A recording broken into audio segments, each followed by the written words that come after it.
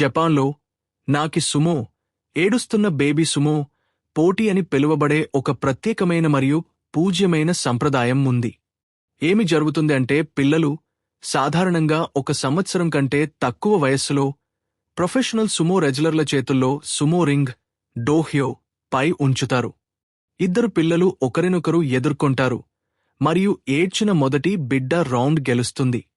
వారు దీన్ని ఎందుకు చేస్తారు అంటే ఈ సంప్రదాయం శతాబ్దాల నాటిది మరియు మంచి ఆరోగ్యాన్ని తెస్తుందని మరియు దుష్టశక్తులను తరిమికొడుతుందని నమ్ముతారు.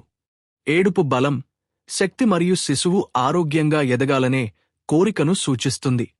వైబ్ తల్లిదండ్రులు మరియు ప్రేక్షకులు పిల్లలను ఏడవడానికి ఉత్సాహపరుస్తారు, నవ్వుతారు మరియు కొన్నిసార్లు ఉల్లాసభరితమైన ఉపాయాలను ప్రయత్నిస్తారు. ఇది అందంగా, బిగ్గరగా మరియు శక్తితో నిండి ఉంది. పోటీ మరియు ఆశీర్వాద వేడుక యొక్క మిశ్రమం. సరదా వాస్తవం. విజేతలకు కొన్నిసార్లు బహుమతి లేదా సర్టిఫికేట్ ఇవ్వబడుతుంది, కాని ప్రధాన లక్ష్యం పిల్లలందరికీ ఆరోగ్యం మరియు ఆనందం. Please like, share and subscribe.